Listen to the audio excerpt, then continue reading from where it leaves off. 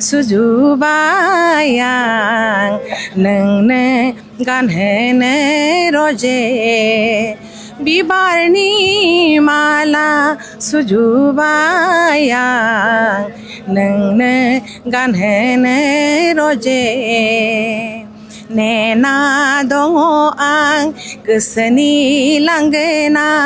नेना दङ आं गोसोनि लांगोना बेखेवना बिबारनि माला बे समाव मा बुंगोन नोंथाङा मानि थाखाय सेक मोननो हाखो आं दिनै बिटिसि सरकाराव फैनानै बिराद जोबोर मोजां मोनदों आं कार्बि आंलंनिफ्राय फैदों कार्बि आंलंनि आं सासेल' आर्टिस्ट दङ रेडिअ' आर्टिस्ट दङ आङो बेखायनो आंखौबो गोसोखांदों आरो जोबोर मोजां मोनदों दासिमबो आं बेबादि मोनफेराखैमोन दिनै जोबोद आरो दिनै मोजां मोनदों मा दिनै 79 उदांस्रि जानाय भारतनि उदांस्रि जानायनि सम बेखायनो बेजों लोब्बा लानायखाय आरो साबसिन गोसोआ मोजां मोनदों आरो आं 1994 निफ्रायनो आं रेडिअ' आर्टिस्ट 1995 निफ्राय आङो टेलिभिजन आर्टिस्ट जादों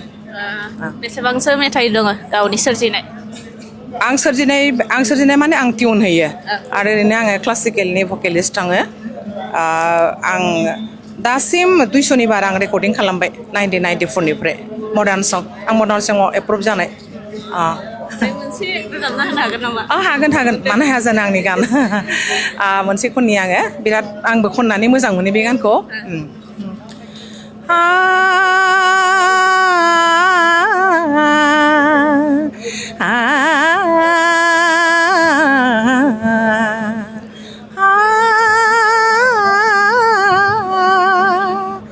बिबारनि माला सुजुबाय आं नोंनो गानहोनो रजे बिबारनि माला सुजुबाय आं नोंनो गानहोनो रजे नेना दङ आं गोसोनि लांगोना नेना दङ आं गोसोनि लांगोना बेखेवना बिबारनि माला सुजुबाय आं नोंनो गानहोनो रजे नोंनो गानहोनो रजे नोंनो गानहोनो रजे जोबोर ओंथि गोनां बिटिआर गभर्नमेन्टनिसिम मा खावलायो बेसेबां गोजोननाय मोनदों जोबोद गोजोननाय मोनदों दा जिखिनि मावनो गोनां दं आं आसा खालामो हारिनि थाखाय मावलांगोन होनना आं सानो बयखौबो बे क'क्राझाराव बा बिटिसि एरियायाव जायफोर आसामनि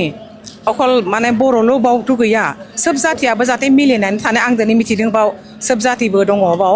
सोब जाथियानो फैदों बिसोरखौबो एनकारेज खालामदों जोबोद खुसि जादों आं बिथांमोनखौबो जों बयबो गोरोबलायनानै थाबासो सान्थि थागोन होननानै आं मिथिङो उननि समाव मा मावलांनो सानदों आं मिउजिक लाइननि मानसि आं दा एप्रुभ रिटायार्ड टिचार आं बकलियाघाट हायार सेकेन्डारिनि रिटायार्ड टिचारमोन हिन्दी साबजेक्ट आं दा आं न'आवनो मिउजिक कलेज दं आं एप्रुभ सिंगार बेनि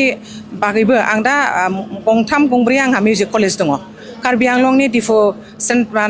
मिउजिक कलेजाव दं आरो आंनि न'आवबो इन्द्रधनु कला निकेतन होननाय आंनि मिउजिक स्कुल दं आरो गुबुन जायगायावबो दङ बेफोरावबो आं थाङो गावनि जायगानि थाखाय आं जोबोद समाजनि थाखाय मावनो सानदों आरो उनावबो आं बेबायदि मावबाय थागोन साबायखर थाबाय मेमनि बेसेन गोसा समखौ होनायनि थाखाय गोजोन्थों